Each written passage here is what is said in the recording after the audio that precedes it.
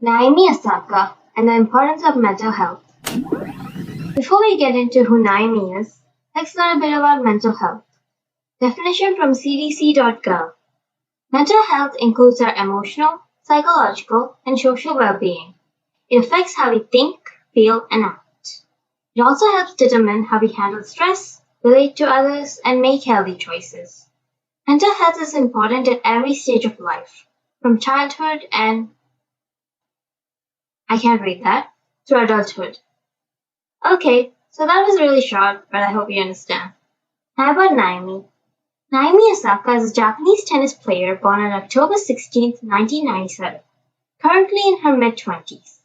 She has made 2021 significant for the better.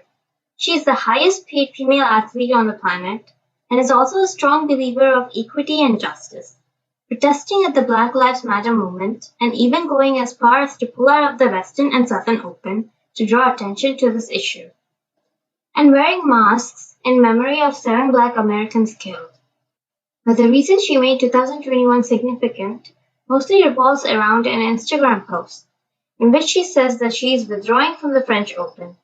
She withdrew because she believed it to be the best for everyone. Naomi claimed that she was not a particularly good public speaker and gets huge waves of anxiety before speaking to the media. Therefore, she announced that she will be skipping her mandatory media obligations in order to practice self-care. She was then fined $15,000 for doing so and was threatened with harsher sanctions. That is why she decided to withdraw. She thought she was being a distraction and wanted to take some time away from the court. There were mixed reactions to the sudden withdrawal. Some people thought this was a required aspect of her job. Naomi claimed that she loves the press, just not the press conference format, which can be made better.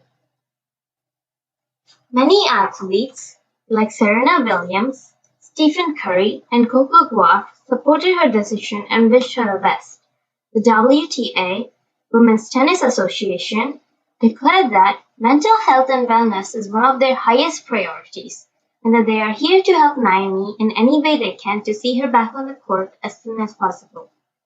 The responses from fans on social media were hostile and aggressive. However, many people understood and supported her. Naomi's sister, Mari Osaka, was extremely defensive and understanding, clearly explaining a bit of Naomi's side in a Reddit post, which was eventually deleted but then reposted by a stranger, because Naomi apparently sucks at explaining her actions most of the time.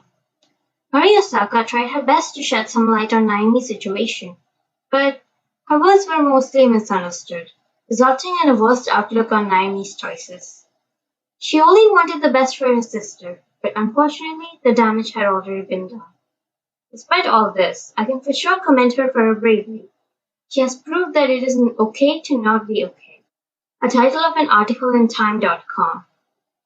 Naomi made the right choice. It's just as vital to look after your mental health as it is to win 4 Grand Slams. I have no idea what Grand Slams are. Many others may not agree with the solution Naomi has decided to take regarding this, but everybody is their own person, and this was what Naomi believed to be the best for her. This move not only benefits Naomi, but it also benefits many other athletes and non-athletes. Non-athletes. I don't think that's a word. Maybe something like everyone who is aware of this issue? I don't know if it can be called an issue. I can't find the right words, but I hope you get that this decision benefits many people. So in any case, I was talking about impact, positive impact. As we all know that when you do something meaningful, it can inspire others to do the same.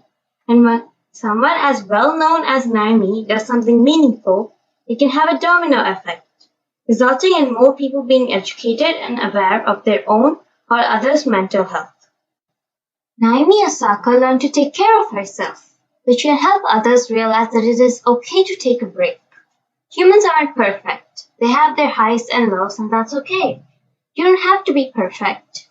There are some things you're good at and some things you're not. Some things you want to do and some things you want to avoid at any cost. There are also some things you don't enjoy but must do, and some things you just can't do. Anyways, I definitely went off topic there. To summarize my rambling, I was trying to convey that taking breaks is important. I also want to say that when confronted with a problem, everyone approaches the problem differently. The solution may not appear to be the best for you, but it may be for the other person. So don't waste time criticizing them. If you genuinely want to give them some advice, then that's fine. But remember that you cannot force someone to do something just because you believe it's right. Also, try not to compare yourself to others. I'm not saying to completely disregard other people and always believe that you're right. I'm trying to say that it is perfectly okay to get influenced by other people. I often take other people's opinions into consideration before making a decision, but keep in mind that the final decision is yours to make. And as Naomi says, you can never please everyone. There will always be individuals who disagree with your decision. Helicopter. But if you honestly believe your decision is correct, I urge you to disregard them and move forward. Now, before I wrap up this video, I would like to explain why I chose Naomi as the subject of my research. And I know I should have addressed this at the start, but whatever. I chose Naomi as the subject of today's video because I admire how she is always trying to spread positive vibes. Whether it's by supporting other people's rights or doing her best on the tennis court, while also considering her own limits and comforts. It can get really hard to balance those two, but Naomi proved that it is possible. In the end, an athlete named Michael Phelps said that this whole situation is definitely going to be a game changer in mental health moving forward, and claimed that this will definitely 100% save someone's life. Hearing that, Naomi said that it was all worth it. The mental hygiene movement, which began in 1908, was the beginning of mental health awareness. Since then, many references to mental health have been made. Yet, several medical dictionaries still lack a definition for it. Today, thanks to people like Naomi, almost everyone is aware of mental health.